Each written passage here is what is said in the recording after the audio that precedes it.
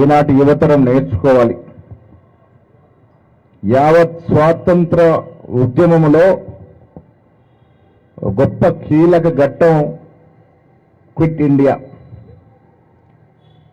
స్వాతంత్ర ఉద్యమం ఒక తారాస్థాయికి చేరిన క్రమంలో 1942 ఆగస్టు 8న మహాత్మా గాంధీ గారు ముంబైలో ఇచ్చినటువంటి పిలుపు, ఆగస్టు 9న మనం క్విట్ ఇండియా జరుపుకుంటున్నప్పుడు కూడా ఆగస్టు 8న వారు ఇచ్చినటువంటి పిలుపు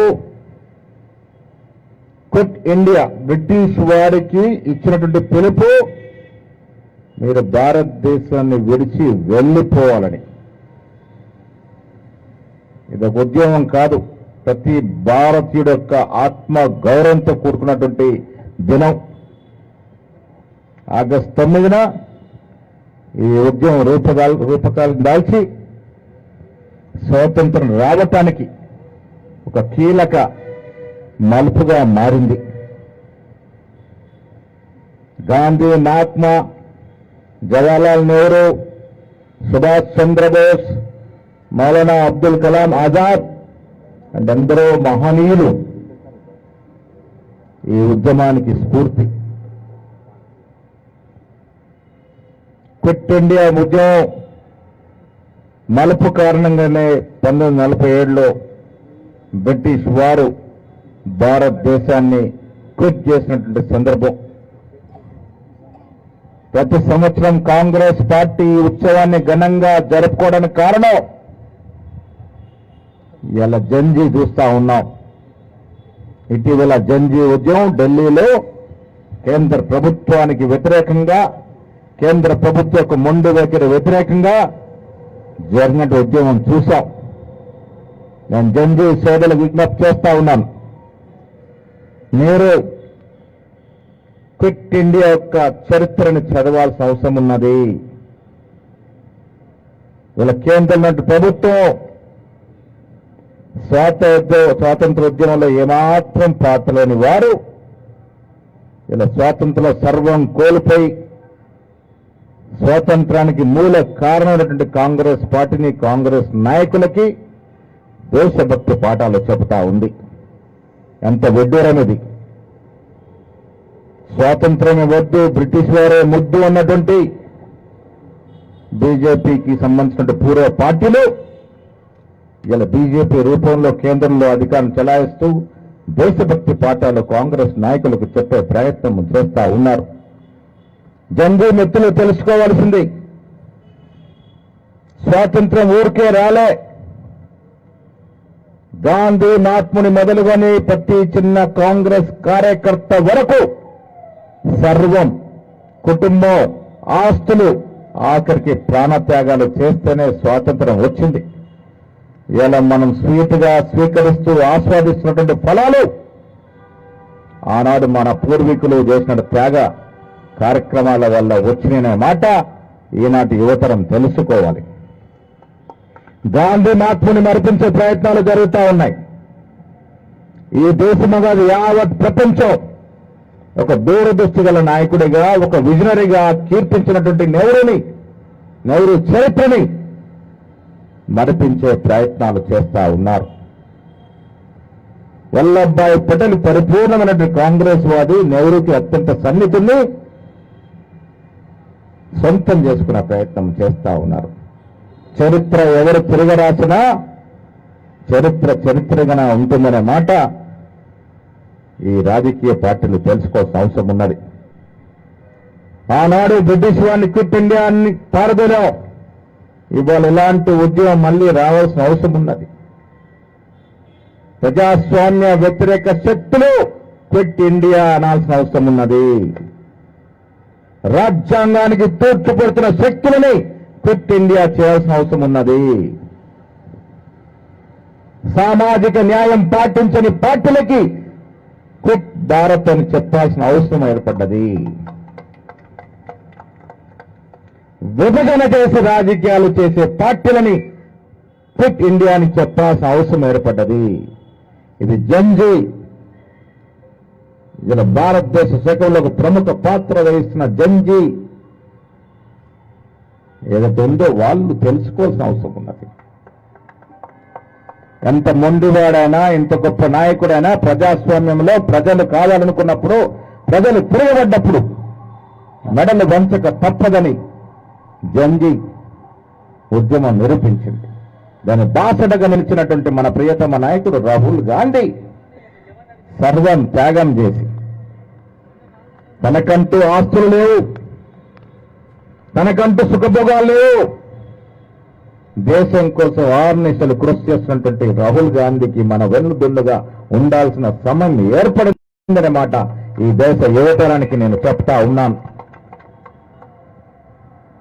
స్వాతంత్రం ఊరికే రాలే మిత్రులారా, మనం ఫలాలు ఆస్వాదిస్తా ఉన్నాం. బట్ స్వాతంత్రానికి రావటానికి ముందు, ఆ తర్వాత చరిత్రని పిల్లలు అధ్యయనం చేయాలి. ఈ దేశం కరువు కఠోరున్నటువంటి పరిస్థితి నుంచి నెహ్రూ దక్షత, నెహ్రూ దూరదృష్టి, నెహ్రూ యొక్క పరిపాలన సామర్థ్యాల వల్లే భారతదేశం ఇలా ప్రపంచ పటంలో ఒక ప్రముఖ స్థానంలోకి వచ్చిందని చెప్పడానికి ఏమాత్రం అతిశయోక్తి కాదు. అలాంటి నెహ్రూ చరిత్రను మరపదే ప్రయత్నం చేస్తా ఉన్నారు. గొప్ప రాజ్యాంగాన్ని ఇచ్చినటువంటి అంబేద్కర్ని పార్లమెంట్ సాక్షిగా అవమానపరుస్తా ఉన్నారు.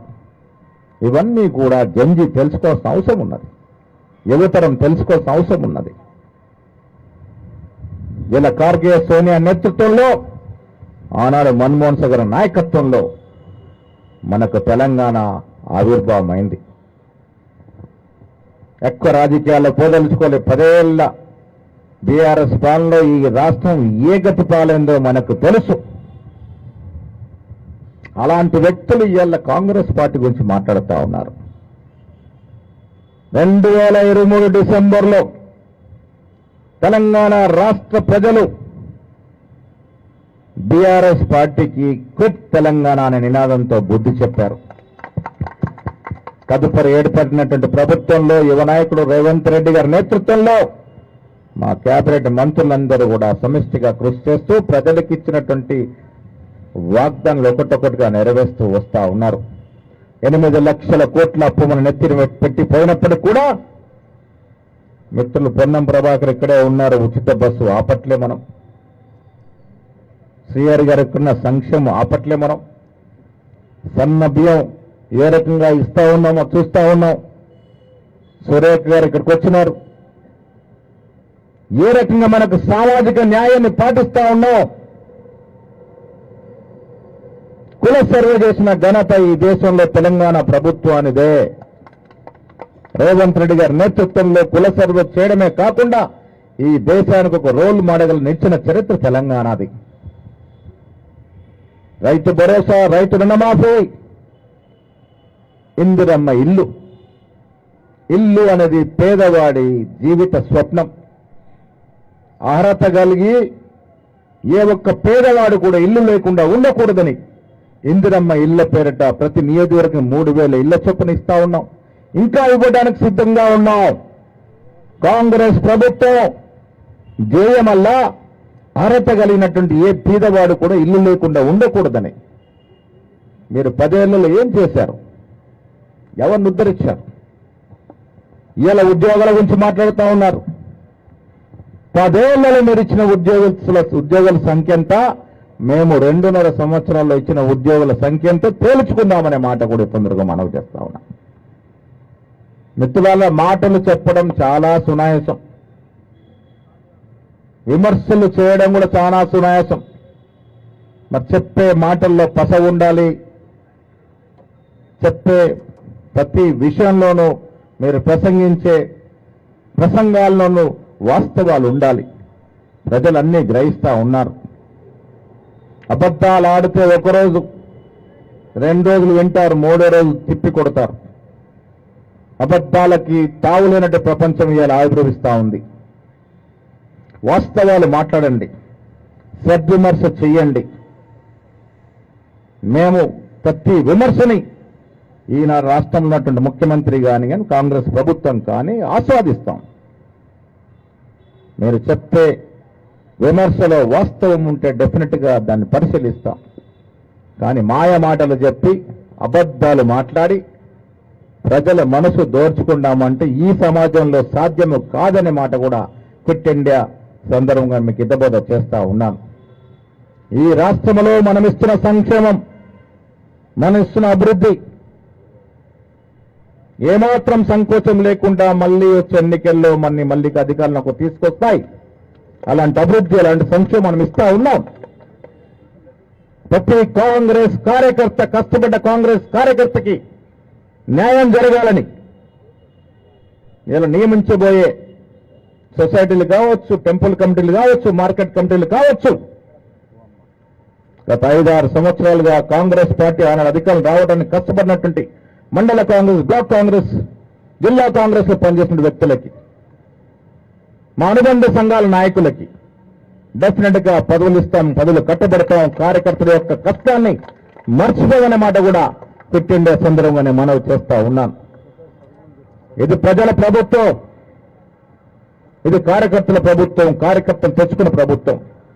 మిత్రులారా, 2 మాసాలుగా ఈ రాష్ట్రంలో ఎస్ఐఆర్ ప్రక్రియ విజయవంతంగా సాగుతా ఉంది.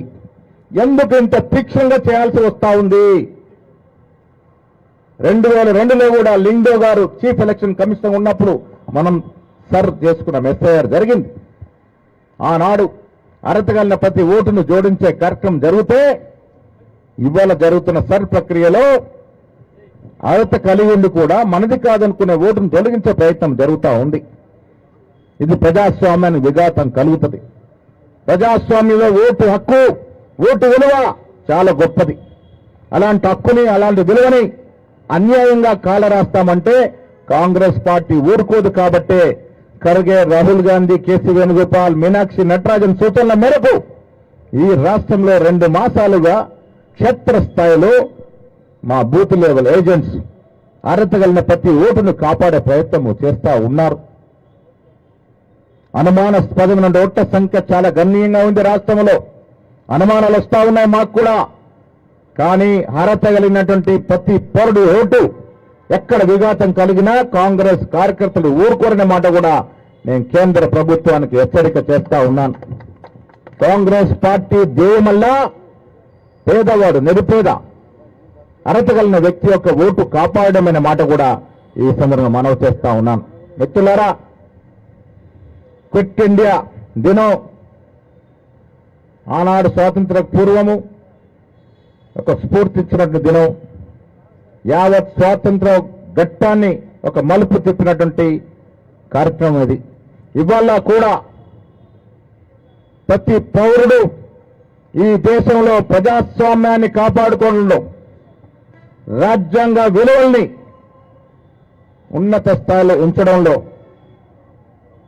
కుల వివక్ష లేకుండా, ప్రాంత వివక్ష లేకుండా, లింగ వివక్ష లేకుండా అందరూ ప్రజలు, అందరు పౌరులు సుఖ సంతోషాలు ఉండాలనేదే కాంగ్రెస్ పార్టీ ఆకాంక్ష. వీటికి ఎవరు ఆటంకం కలిగించినా కాంగ్రెస్ పార్టీ పోరు చేస్తుంది. ఆ పోరును ముందు నిలబడుతుందని రాహుల్ గాంధీ చెప్పకనే ముందుండి చేస్తా ఉన్నటువంటి కార్యక్రమం. అందే క్విట్ ఇండియా స్ఫూర్తిగా జంజీ మిత్రులకి, మా తమ్ముళ్ళకి నేను ఇచ్చే సూచన, చరిత్ర చదవండి, స్వాతంత్రం పోరాటం యొక్క చరిత్ర చదవండి. ఇవాళ మనం అనుభవిస్తున్న ఫలాల గురించి క్షుణ్ణంగా పరిశీలిస్తే కాంగ్రెస్ పార్టీ గొప్పతనం అర్థమై